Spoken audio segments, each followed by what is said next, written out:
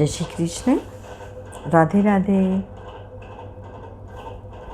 तृतीय स्कंद श्रीमद् भागवत, द्वादशोध्यायः, षष्ठी का विस्तार। श्री मैत्रेय जी ने कहा, विदुर जी, यहाँ तक मैंने आपको भगवान की काल रूप महिमा सुनाई।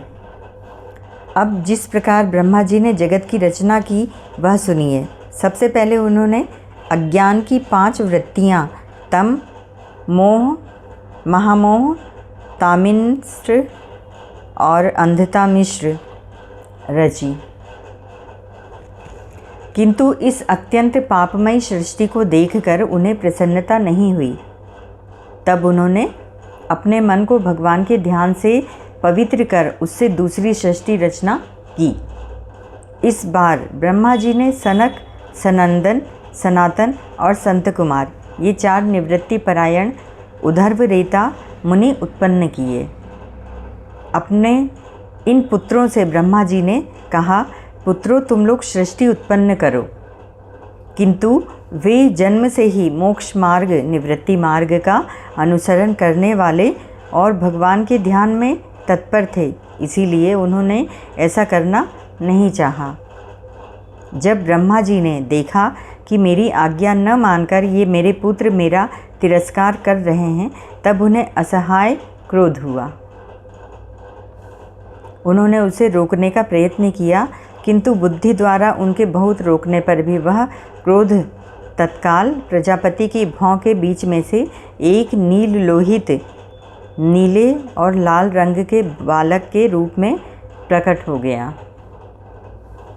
वे देवताओं के पूर्वज भगवान भव रुद्र रो रो कर कहने लगे, जगत पिता विधाता, मेरे नाम और रहने के स्थान बताइए। तब कमल योनि भगवान ब्रह्मा ने उस बालक की प्रार्थना पूर्ण करने के लिए मधुर वाणी में कहा, रो मत, मैं अभी तुम्हारी इच्छा पूरी करता हूँ। देवश्रेष्ठ, तुम जन्म लेते ही बालक के समान फूट फूट कर रोने लगे, इसलिए प्रजा तुम्हें रुद्र नाम से पुकारेगी। तुम्हारे रहने के लिए मैंने पहले से ही हृदय, इंद्रिय, प्राण, आकाश, वायु, अग्नि, जल, पृथ्वी, सूर्य, चंद्रमा और तप, ये स्थान रच दिए हैं। तुम्हारे नाम मन्यु, मनु, महीनस, महांशिव, ऋतध्वज, उग्ररेता, भव, काल, वामदेव और धृतव्रत होंगे तथा धी, वृति, उष्णा, उमा, नियुक्त, सर्पी, इला, अंबिका, इरावती, सुधा, दीक्षा, ये 11 रुद्राणियाँ तुम्हारी पत्नियाँ होंगी। तुम उपयुक्त नाम, स्थान और स्त्रियों को स्वीकार करो और इनके द्वारा बहुत सी प्रजा उत्पन्न करो, क्योंकि तुम प्रजापति हो। लोकपिता ब्रह्मा जी से ऐसी आज्ञा पाकर भगवान नील लोहित बल, आकार और स्वभाव में अपने ही जैसा प्रजा उत्पन्न करने लगे। भगवान रुद्र के द्वारा उत्पन्न हुए उन रुद्रों को असंख्य यूथ बनाकर सारे संसार को भक्षण करते देख ब्रह्मा जी को बड़ी शंका हुई। तब उन्होंने रुद्र से कहा, सुरश्रेष्ठ, तुम्हारी प्रजा तो अपनी भयंकर दृष्टि से मुझे और सारी दिशाओं को भस्म किए डालती है, अतः ऐसी सृष्टि और न रचो, तुम्हारा कल्याण हो। अब तुम समस्त प्राणियों को सुख देने के लिए तप करो। फिर उस तप के प्रभाव से ही तुम पूर्ववत इस संसार की रचना करना। पुरुष तप के द्वारा ही इंद्रियातीत सर्वांतर्यामी ज्योति ही स्वरूप श्री हरि को सुगमता से प्राप्त कर सकता है। श्री मैत्रेय जी कहते हैं, जब ब्रह्मा जी ने ऐसी आज्ञा दी तब रुद्र ने बहुत अच्छा कहकर उसे शिरोधार्य किया और फिर उनकी अनुमति लेकर तथा उनकी परिक्रमा करके वे तपस्या करने के लिए वन को चले गए। इसके पश्चात जब भगवान की शक्ति से संपन्न ब्रह्मा जी ने सृष्टि के लिए संकल्प किया, तब उनके 10 पुत्र और उत्पन्न हुए। उनसे लोक की बहुत वृद्धि हुई। उनके नाम मरीचि, अत्रि, अंगिरा, पुलस्त्य, पुलह, क्रतु, भृगु, वशिष्ठ, दक्ष, 10वें नारद थे।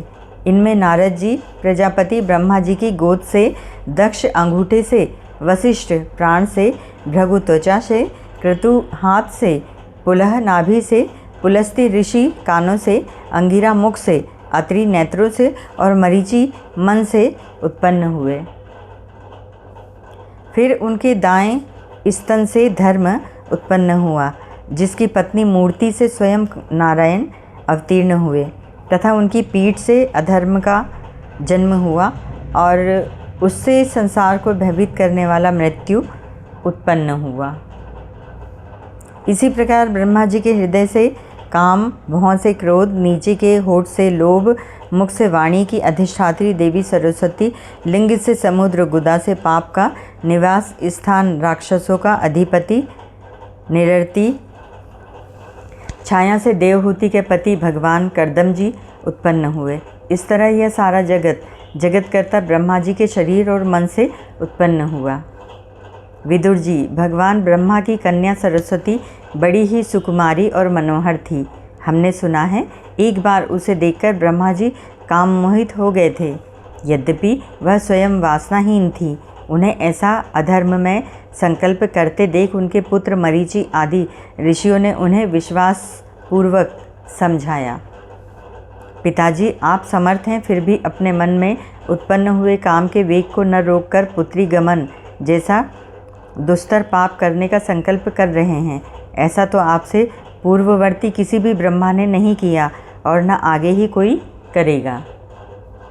जगत गुरु, आप जैसे तेजस्वी पुरुषों को भी ऐसा काम शोभा नहीं देता, क्योंकि आप लोगों के चरणों का अनुसरण करने से ही तो संसार का कल्याण होता है। जिन श्री भगवान ने अपने स्वरूप में स्थित इस जगत को अपने ही तेज से प्रकट किया है, उन्हें नमस्कार है। इस समय वे ही धर्म की रक्षा कर रहे हैं। अपने पुत्र मरीचि आदि प्रजापतियों को अपने सामने इस प्रकार कहते देख प्रजापतियों के पति ब्रह्मा जी बड़े लज्जित हुए और उन्होंने उस शरीर को उसी समय छोड़ दिया। तब उस घोर शरीर को दिशाओं ने ले लिया। वही कोहरा हुआ जिसे अंधकार भी कहते हैं। एक बार ब्रह्मा जी यह सोच रहे थे कि मैं पहले की तरह सुव्यवस्थित रूप से सब लोगों की रचना किस प्रकार करूं। इसी समय उनके 4 मुखों से 4 वेद प्रकट हुए। इनके सिवा उपवेद, न्यायशास्त्र, होता, उद्गाता, उदर्व्यु और ब्रह्मा, इन 4 ऋत्विजों ने के कर्म, यज्ञों का विस्तार, धर्म के 4 चरण और चारों आश्रम तथा उनकी वृत्तियाँ, ये सब भी ब्रह्मा जी के मुखों से ही उत्पन्न हुए। विदुर जी ने पूछा, तपोधन, विश्व रचयिताओं के स्वामी श्री ब्रह्मा जी ने जब अपने मुख से इन वेदादि को रचा तो उन्होंने अपने किस मुख से कौन वस्तु उत्पन्न की, यह आप कृपा करके मुझे बताइए। श्री मैत्री जी ने कहा, विदुर जी, ब्रह्मा ने अपने पूर्व, दक्षिण, पश्चिम और उत्तर के मुख से क्रमशः ऋक्, यजुः, साम और अथर्व वेद को रचा तथा इसी क्रम से शास्त्र, सोहाता का कर्म, इज्ज्या, उदर्व्यु का कर्म, स्तुति स्तोम, उद्गाता का कर्म और प्रायश्चित ब्रह्मा का कर्म, इन चारों की रचना की। इसी प्रकार आयुर्वेद, धनुर्वेद, गांधार्व वेद और स्थापत्य वेद, इन 4 उपवेदों को भी क्रमशः उन पूर्वादि मुखों से ही उत्पन्न किया। फिर सर्वदर्शी भगवान ब्रह्मा ने अपने 4 मुखों से इतिहास पुराण रूप 5वां वेद बनाया। इसी क्रम से षोडशी और उक्त, चयन और अग्निष्टोम, आप्तोर्याम और अतिरात्र तथा वाजपेयी और गौसव, ये 2 याग भी उनके पूर्वादि मुखों से ही उत्पन्न हुए। विधा, दान, तप और सत्य, ये धर्म के 4 पाद और वृत्तियों के सहित 4 आश्रम भी इसी क्रम से प्रकट हुए। सावित्र, प्रजापत्य, ब्रह्म और बृहत, ये 4 वृत्तियाँ ब्रह्मचारी की हैं तथा वार्ता, संचय, शालीन और शिलोच, ये 4 वृत्तियाँ गृहस्थ की हैं। इसी प्रकार वृत्ति भेद से बैखानस, वालखिल्य, औदुंबर और फेनप ये 4 भेद वानप्रस्थों के तथा कुटीचक, बहुदक, हंस, निष्क्रिय, परमहंस ये 4 भेद सन्यासियों के हैं। इसी क्रम से अन्वीक्षी की त्रयी वार्ता और दंडनीति ये 4 विधाएं तथा 4 व्याहतियाँ भी ब्रह्मा जी के 4 मुखों से उत्पन्न हुई तथा उनके हृदयाकाश से ओंकार प्रकट हुआ। ओम। उनके रोमों से उष्णिक, त्वचा से गायत्री, मांस से तिष्टुप, स्नायु से अनुष्टुप, अस्थियों से जगति, मज्जा से पंक्ति और प्राणों से बृहति छंद उत्पन्न हुआ। ऐसे ही उनका जीव स्पर्श वर्ण, कवर्गादि, पंचवर्ग और देह स्वर वर्ण अकारादि कहलाया।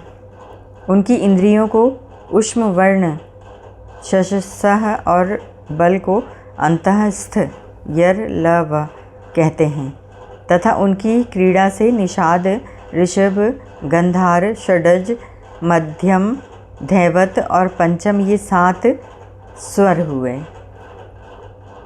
हे तात, ब्रह्मा जी शब्द ब्रह्म स्वरूप हैं। वे वैखरी रूप से व्यक्त और ओमकार रूप से अव्यक्त हैं तथा उनसे परे और सर्वत्र परिपूर्ण परब्रह्म हैं।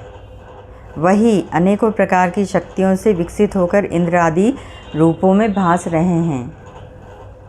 विदुर जी, ब्रह्मा जी ने पहला कामासक्त शरीर जिससे कुहरा बना था छोड़ने के बाद दूसरा शरीर धारण करके विश्व विस्तार का विचार किया। वे देख चुके थे कि मारीची आदि महान शक्तिशाली ऋषियों से भी सृष्टि का विस्तार अधिक नहीं हुआ। अतः वे मन ही मन पुनः चिंता करने लगे। अहो, बड़ा आश्चर्य है, मेरे निरंतर प्रयत्न करने पर भी प्रजा की वृद्धि नहीं हो रही है। मालूम होता है इसमें देव ही कुछ विघ्न डाल रहा है। जिस समय यथोचित क्रिया करने वाले श्री ब्रह्मा जी इस प्रकार देव के विषय में विचार कर रहे थे, उसी समय अकस्मात उनके शरीर के 2 भाग हो गए। क ब्रह्मा जी का नाम है, उन्हीं से विभक्त होने के कारण शरीर को काय कहते हैं। उन दोनों विभागों से एक स्त्री पुरुष का जोड़ा प्रकट हुआ। उनमें जो पुरुष का था वह सार्वभौम सम्राट स्वयंभू मनु हुए और जो स्त्री थी वह उनकी महारानी शतरूपा हुई। तब से मिथुन धर्म स्त्री पुरुष संभोग से प्रजा की वृद्धि होने लगी। महाराज स्वयंभू मनु ने शतरूपा से 5 संतानें उत्पन्न की। साधु शिरोमणि विदुर जी, उनमें प्रियव्रत और उत्तानपाद 2 पुत्र थे तथा आकुति, वेदहूति और प्रसूति 3 कन्याएं थीं। मनु जी ने आकुति का विवाह रुचि प्रजापति से किया। मझली कन्या देवहूति कर्दम जी को दी और प्रसूति दक्ष प्रजापति को। इन तीनों कन्याओं की संतति से सारा संसार भर गया। इति श्रीमद्भागवते महापुराणे परमहंसायां संहितायां 3 स्कंदे 12 अध्यायः। हरि ओम तत्सत्।